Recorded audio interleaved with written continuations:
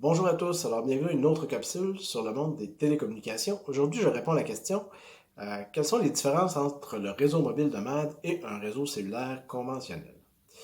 Alors, on y va tout de suite sur les objectifs principaux. Donc, le premier, le réseau mobile de MAD, qui est un réseau de radiocommunication, a vraiment pour objectif de donner la meilleure couverture possible, alors que le réseau cellulaire a comme objectif principal de vous donner le meilleur rendement en termes de vitesse, téléchargement, pour vous donner le plus d'applications possible. Donc, les deux objectifs sont foncièrement différents. Ça se voit surtout par la couverture. Donc, le réseau mobile de comme je disais, est là pour donner la meilleure couverture possible.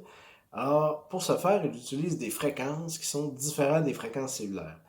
Donc, un site ou une tour du réseau mobile de va avoir un plus grand rayonnement qu'une tour cellulaire. Les appareils aussi sont foncièrement différents. Donc, les appareils du réseau mobile nomade, que ce soit des versions mobiles pour véhicules ou des versions portatives, sont beaucoup plus puissantes qu'un cellulaire. Donc, on parle de jusqu'à 50 watts d'émission pour un réseau mobile sur le réseau nomade et 0,4 watts d'émission pour votre cellulaire. Donc, ça a un gros impact sur la couverture. Ensuite, les sites de télécommunications qui sont choisis. Donc, les sites du réseau mobile nomade sont choisis pour offrir une couverture maximale en région non couverte par le cellulaire, alors que de plus en plus, le cellulaire, lui, construit ou augmente son réseau dans les villes au départ, et la couverture dans les environs est comme un petit peu secondaire. L'autre chose aussi, c'est que le coût de déploiement du réseau mobile nomade est beaucoup inférieur au coût de déploiement d'un réseau cellulaire, évidemment. Euh, et évidemment, le réseau mobile nomade est bâti pour une couverture mobile. Donc, on parle ici d'un équipement qui est installé dans un véhicule, alors que le réseau cellulaire est bâti pour une couverture en portatif.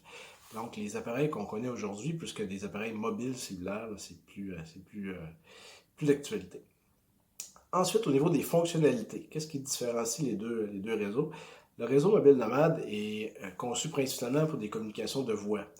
Donc, on parle d'appels de groupe, d'appels privés, d'appels téléphoniques. Alors que le réseau cellulaire est conçu maintenant pour tout ce qui est les communications data. Donc, c'est foncièrement différent. On peut comparer le réseau mobile nomade à un réseau de cellulaire 2G à l'époque où on faisait des messages textes, on appelait quelques éléments comme ça. Alors, évidemment, on connaît maintenant les capacités du réseau cellulaire 5G. Donc, foncièrement, les deux sont totalement différents. Avec le réseau mobile nomade, on ne peut pas faire de navigation sur Internet, ce qu'on peut faire avec nos cellulaires 3G, 4G ou 5G.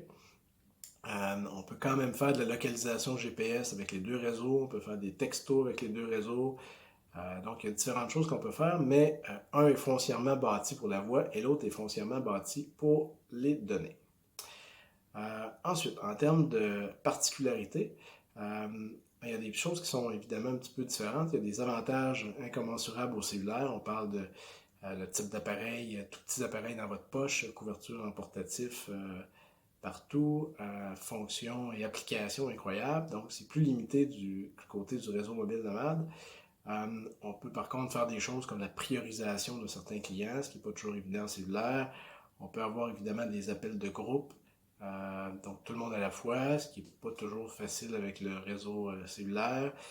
Des appels privés en mode radio, des appels téléphoniques, des choses du genre. Donc, les deux sont un petit peu différents en termes des fonctionnalités. Ensuite, bien évidemment, les propriétaires de ça, là, les réseaux cellulaires nationaux, on les connaît, les grands joueurs qui sont propriétaires des réseaux cellulaires, alors que le réseau mobile d'Amad est propriété et exploité par Télécommunications de l'Est directement. Alors, au niveau de la clientèle, à qui s'adressent les deux? Évidemment, le réseau cellulaire, 100% des habitants du Canada sont des clients potentiels, donc c'est l'objectif, et il y en a une très grande part qui sont déjà abonnés. Le réseau mobile de MAD, ça s'adresse plus spécifiquement à des entreprises ou des particuliers qui ont des besoins un petit peu différents, que ce soit en termes de couverture, donc vous avez besoin de communication à votre chalet, ou besoin de communication dans des ZEC, des zones un petit peu différentes. Donc ça, c'est pour les particuliers ou des entreprises qui veulent vraiment travailler en termes d'appel de groupe, de priorisation, de suivi de localisation GPS, de communication avec la centrale 911. Donc il y a toutes sortes d'applications un petit peu spéciales qui s'adressent au réseau mobile nomade. Alors, les deux sont foncièrement différents, n'utilisent pas les mêmes appareils. Il y a certains mix qui peuvent se faire entre les deux. Donc, un réseau mobile nomade peut parler en appel de groupe avec un cellulaire, etc. Donc, je dirais qu'on essaie de faire le meilleur des deux mondes, mais c'est pas toujours possible.